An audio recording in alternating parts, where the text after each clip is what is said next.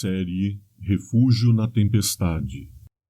Importantes estudos escatológicos para os nossos dias. Parte 63. Fuga para as montanhas. Não vem muito distante o tempo em que, como os antigos discípulos, seremos forçados a buscar refúgio em lugares desolados e solitários. Como o cerco de Jerusalém pelos exércitos romanos era o sinal de fuga para os cristãos judeus, assim o arrogar-se nossa nação, os Estados Unidos, o poder no decreto, o decreto dominical, que torna obrigatório o dia de repouso papal, será uma advertência para nós.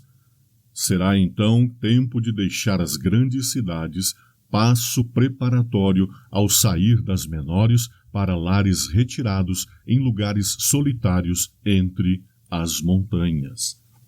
Testemunhos Seletos, volume 2, 166.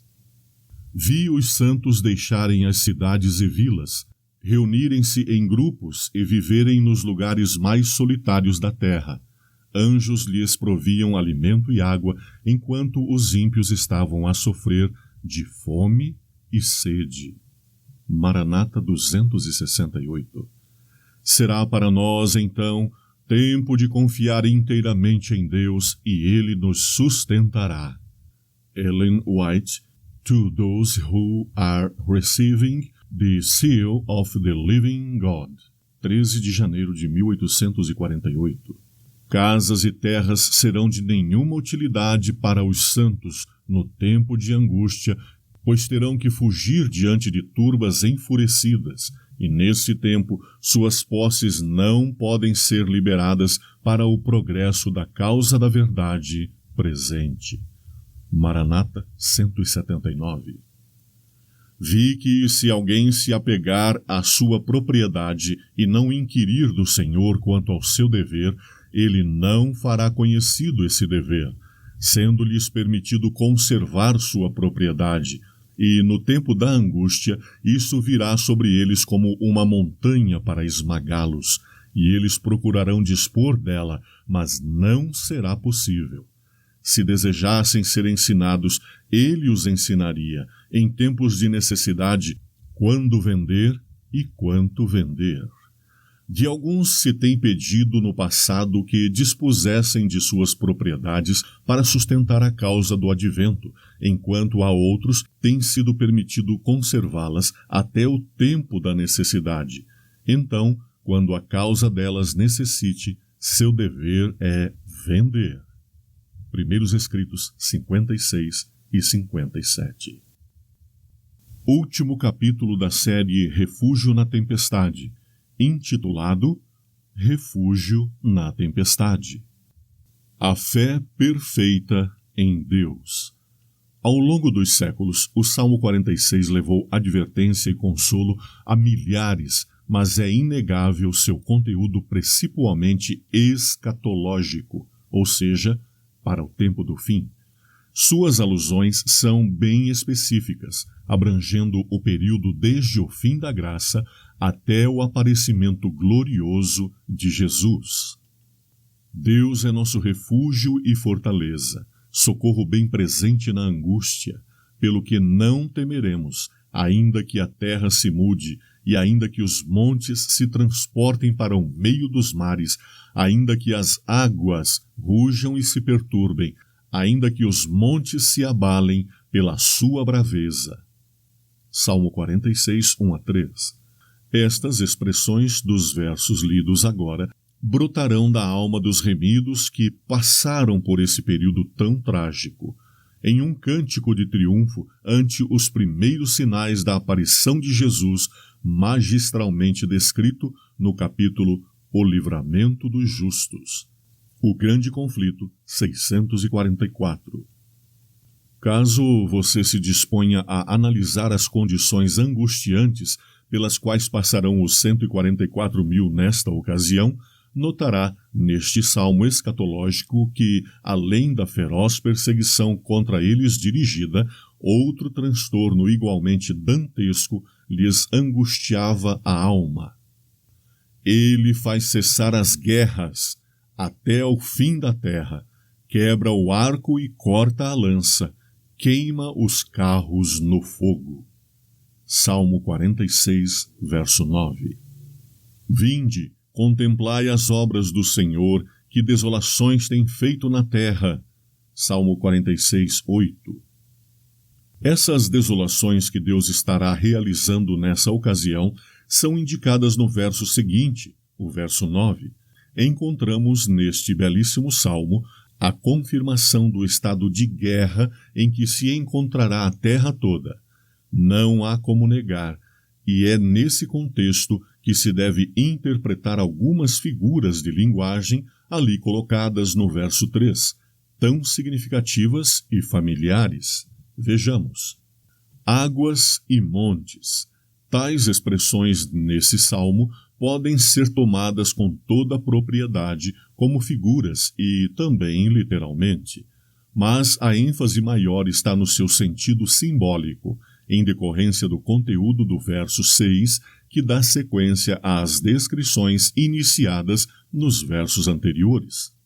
As nações se embraveceram, os reinos se moveram, ele levantou a sua voz e a terra se derreteu. Salmo 46, verso 6. Fica, portanto, mais uma vez registrada a ira não contida das nações, ocasião em que Deus, então, à altura da 7ª taça, faz ouvir sua voz, que há de abalar os céus e a terra. Tão somente aqui Deus intervém, impondo o cessar-fogo, o grande conflito 647, e bem assim transtornando a ordem natural de todas as coisas. Tudo na natureza parece desviado de seu curso. O grande conflito 642, Vida e Ensinos, página 110. Seria dispensável destacar o sentido simbólico de águas e montes. Todavia, vejamos. Águas, povos, multidões e nações. Ver Apocalipse 17:15, Isaías 17:12, entre outras passagens. Montes, autoridades, lideranças, governantes. Ver Miqueias 6:2, Zacarias 4:7, Ezequiel 36:1, etc. É reconfortante saber que o arquidestruidor, nessa ocasião, não será Deus. Poderemos, assim, sem estremecimentos, buscar nele o refúgio e a proteção de que tanto necessitaremos. Será desta forma que, nele, Deus, nos apoiaremos, muito bem destacada nos 2 versos seguintes. Salmos 46, 7 e 11.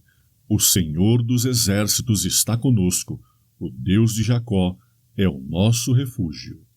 Assim, esta soma enorme de leves referências à real condição da terra no período pós-graça, em tantas passagens bíblicas, destaca, assume enorme importância, constituindo um grande peso de evidências que não pode ser esquecido, desmerecido ou depreciado.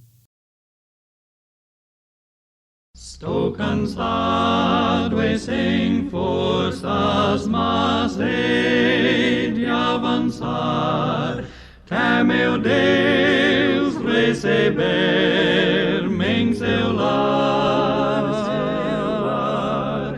onde tudo reluz e o Cordeiro é a luz, onde as noites são claras em par,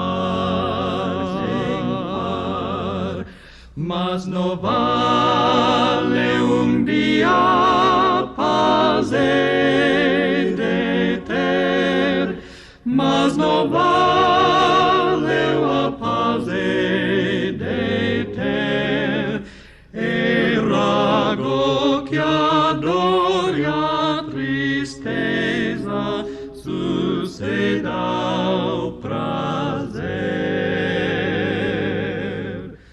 pois no vale só paz he de ter. Lá o urso é manso,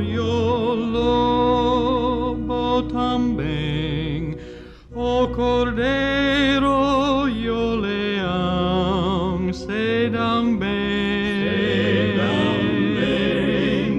crianças conduzem as feras com amor, e outro ser me fará, oh Senhor,